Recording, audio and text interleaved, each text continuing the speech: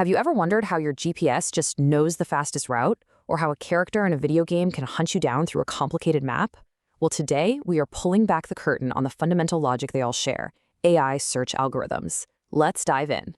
All right, let's start with something super familiar, a problem we all have to solve pretty much every day. How do you get from point A to point B? It sounds simple, right? But this basic challenge is the very foundation of how an AI learns to search.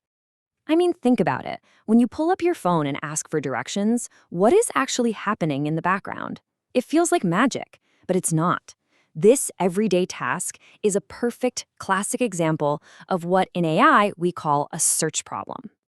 At its heart, a search problem is really just about finding a sequence of steps. It's about figuring out how an agent, that could be your car or a piece in a game, can get from an initial state, say your current location, to a goal state, your destination.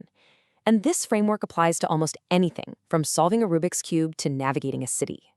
Okay, so before an AI can solve a problem, it needs a way to understand it. It needs a vocabulary, a set of basic terms to describe its world and the moves it can make. Let's break down that language. First up, we have the agent. This is just the thing that's doing the searching. You can think of it as that little car icon moving along the map on your phone. It's the entity that sees its environment and decides what to do next. Next, we have the state. A state is just a snapshot in time. It's a specific configuration of the problem at one moment. For our GPS example, a state is simply being at one particular intersection. For a puzzle, it's one specific arrangement of all the pieces. It's the answer to the question, okay, where are we right now? So, from any given state, what can our agent actually do? Those are its actions. These are the moves available to it. Turn left, go straight, slide a tile down, place an X in a box. Each action moves the agent from its current state to a brand new one. Now, if you take all the possible states and connect them with all the possible actions, you get what's called the state space. It's basically the entire map of every single possibility. It's this enormous, invisible web that the AI has to explore to find a path from its starting point to the goal. So, our AI has its vocabulary. It understands the problem. But how does it actually explore that massive state space? Well, the most basic way is to just start wandering, with no extra information to guide it. This is called uninformed search, or as you might guess, blind search. The two simplest strategies here are kind of polar opposites. On one hand, you have depth-first search. Think of it as a deep diver. It picks one path and just goes, as deep as it possibly can until it hits a dead end, and only then does it backtrack. It can find a solution fast, but there's no guarantee it's the best one. On the other hand, you have breadth-first search, the cautious explorer. It checks out all of its immediate options, everything one step away, before it even thinks about looking at things 2 steps away. This guarantees you'll find the shortest path, but boy, it can be a lot slower. But this raises a really big problem with just blindly searching. What happens if the AI has no memory? It could easily get stuck in a loop forever, just going from one intersection to another and back again, never reaching the goal. Thankfully, the solution is beautifully simple. We just give the AI a memory.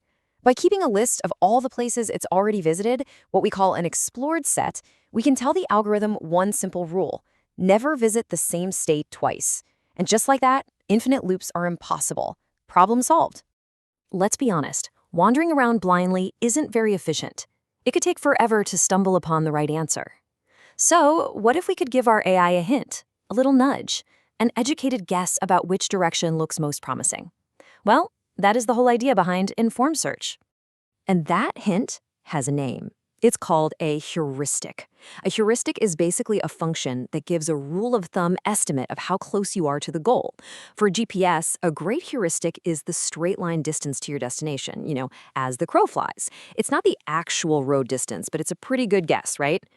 So one way to use that heuristic is with what's called a greedy algorithm. It's simple. At every intersection, it looks at all its options, uses the heuristic to guess the distance for each, and then greedily picks the path that looks like it's the closest to the finish line. But there's a big flaw here. Being greedy can be really short-sighted. The path that looks best right now might lead you directly into a huge traffic jam later on, making your total trip way longer. So, how do we fix that greedy, short-sighted problem? We need an algorithm that's smart, but also a little patient. One that can balance the actual cost of the road we've already driven with our educated guess about the road ahead. And that brings us to the hero of our story, A-star search. This is where A-star is just brilliant. It's so powerful because it combines two crucial pieces of information. First, it looks at G of n, which is the actual cost of the path you've taken so far. No guesswork there. Then it adds that to H of n, our estimated heuristic cost to get to the goal. You add those two together, and you get the total estimated cost of the entire path. And here's the magic. By always choosing to explore the path with the lowest total estimated cost, that's the f of n value, A-star perfectly balances what it knows for sure with its best guess for the future. And because of that, as long as our heuristic guess never overestimates the real distance, A-star is mathematically guaranteed to find the absolute best, fastest, most optimal path. Every single time. Now, I know this can all sound a little abstract, maybe a bit like a dry computer science lecture, but I promise you, these fundamental ideas are the engine-running insight technology we all use every single day, often without even thinking about it. Seriously, it's everywhere, from your GPS finding the best route to a logistics company planning its delivery network. It's even the reason that non-player characters in video games can navigate a maze to find you instead of just bumping into walls over and over. It's all built on this fundamental logic of search. So, if there's one thing to take away, it's this. When we can frame a big, complex problem in the language of search by defining states, actions, and costs, we give AI an incredibly powerful tool to navigate that complexity and find the single best solution. It's the logic that finds the fastest way through a traffic jam city. And that makes you wonder, what other massive, complex problems in our world are really just search problems waiting for the right algorithm to solve them?